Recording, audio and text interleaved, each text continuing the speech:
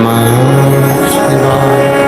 विश्वनाथ भगवान की, महाकालेश्वर भगवान की, ओंकारेश्वर भगवान की, कुबेरेश्वर महादेव की। हर हर हर हर। माँ पार्वती जी ने भगवान देवादिदेव महादेव से अमरनाथ की गुफा में एक प्रश्न किया, और अमरनाथ जी की गुफा में प्रश्न किया कि कई लोग ऐसे हैं संसार के जो काशी नहीं जा सकते,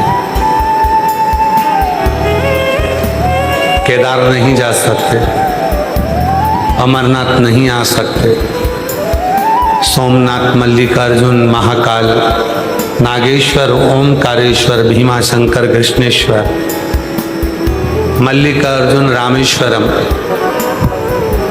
नहीं जा सकते। तो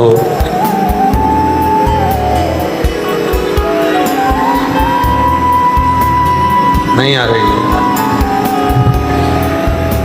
अगर वो नहीं जा सकते तो उनको तीर्थ दर्शन का फल कब प्राप्त हो सकता, कैसे प्राप्त हो सकता?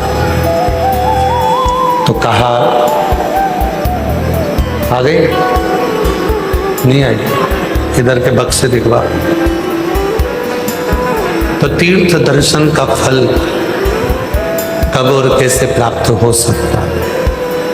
तब देवादिदेव महादेव ने कहा, पार्वती, संसार का कोई मनुष्य जब किसी के मस्तक पर भस्म का त्रिपुंड लगा हुआ देख ले, गले में रुद्राक्ष पड़ा हुआ देख ले, और मुख से शिव नाम निकलता हुआ सुन ले, समझ लेना कि उसके 12 ज्योतिर्लिंग के दर्शन वही है।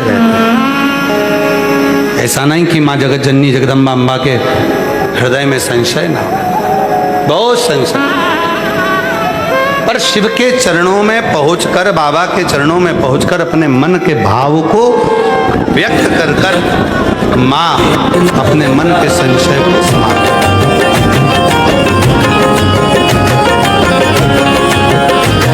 अपने मन के संशय को समाप्त कर।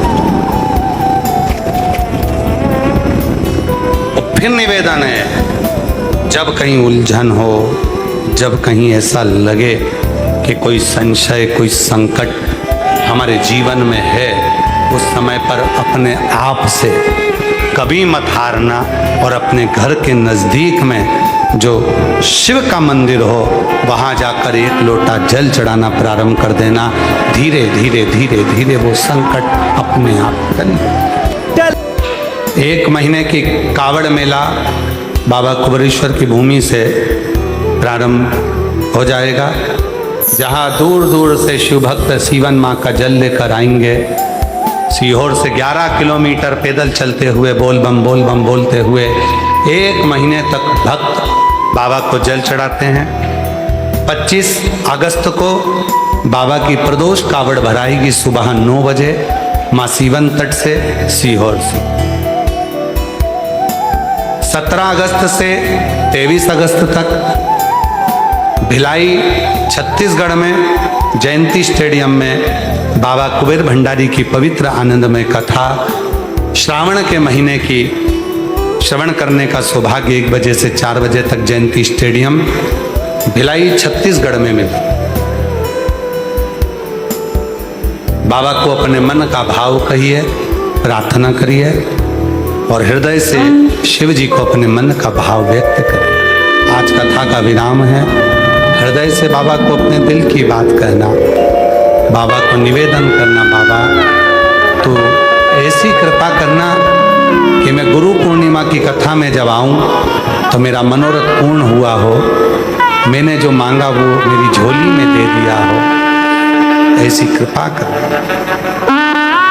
ओगड़दानी, त्रिकालदर्शी, कैलाशी, अविनाशी भगवान शंकर की पवित्र कथा कर रहे, शिव महापुराण की कथा वर्णन कर रहे, शिव तत्व कह रहा, ओगड़दानी की कथा कर रहे, अपने भीतर के बोझ को शिव को दे दो।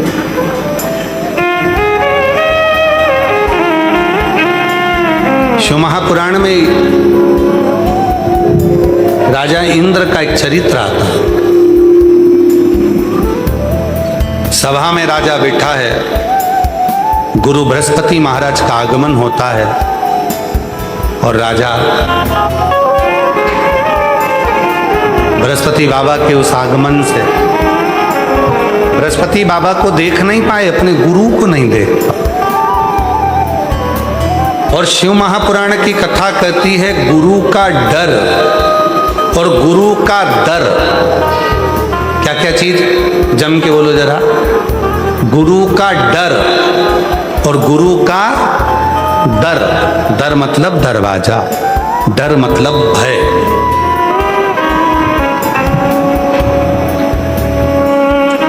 शिव महापुराण की कथा कहती है दो चीजें अपने अंदर हमेशा होना चाहिए, गुरु का डर हो और गुरु का दर हो। दो चीज। मैं किस गुरु का चेला हूं, गलत करूंगा तो मेरे गुरु जी का नाम बदनाम हो। लोग क्या कहेंगे, मेरे गुरु के लिए उंगली उठाएंगे। और दूसरे नंबर पर गुरु का दर, उसका दरवाजा कभी मत छोड़, देता रहेगा। जब बुलाए तब जाओ, कृपा करता रहे, करुणा करता रहे।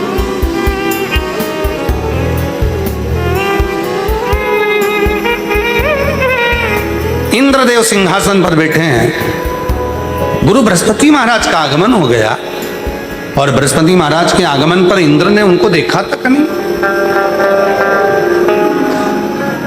उनको देखा तक नहीं, अपमान कर दिया। शिव महापुराण की कथा कहती है जब अपने दरवाजे के सामने से गुरु रुद्राक्ष धारण करा हुआ, मस्तक पर त्रिपुंड लगा हुआ, मुख में शिव नाम लिया हुआ कोई निकल कर जा रहा है, कुछ नहीं दे सकते तो कम से कम प्रणाम तो कर सकते हो, नमन तो कर सकते हो।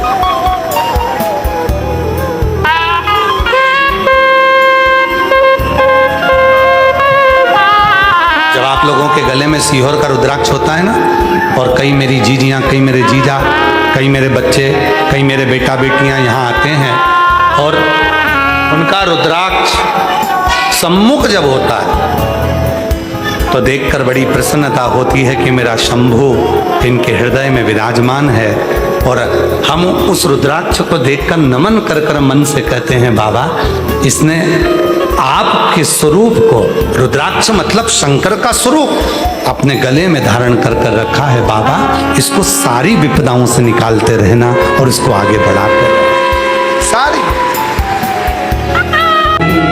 बस मछली नयन की दृष्टि से बच्चे को पका देती है, टिटहरी अपने स्वर से और अपनी दृष्टि से बच्चे को जन्म दे देती है, उसको पका देती है अंडे को, और कछुआ भी अपने स्पर्श और अपनी दृष्टि से बच्चे को पका देता है, जन्म दे देता है। उसी तरह गुरु, सतगुरु,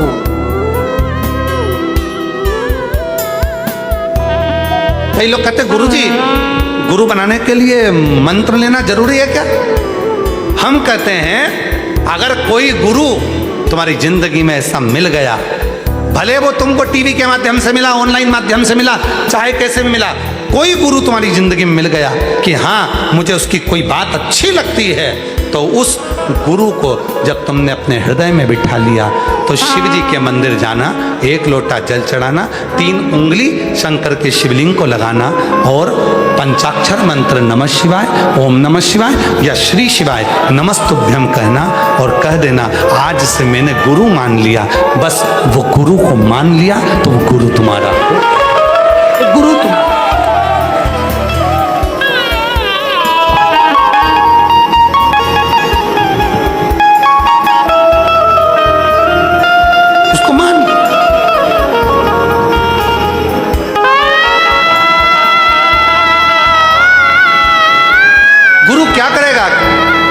कभी भी गुरु आपसे नहीं कहेगा कि मेरे पास आकर बैठ।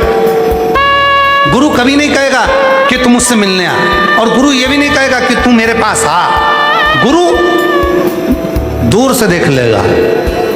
बस आपने हाथ हिलाया, आवाज लगाई, हर हर बाबा, ओ बाबा, गुरु अपनी दृष्टि से आपको देख लेगा, आपके संताप को खींच लेगा।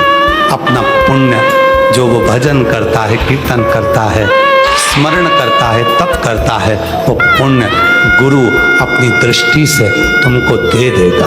और जब गुरु देगा तब यहाँ से आप सुख लेकर जब जाओगे। मेरा शिव क्या करता है, वो आपको कुछ देकर भेजता, देखकर सुख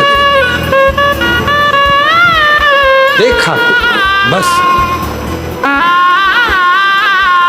बृहस्पति महाराज का अपमान हो गया।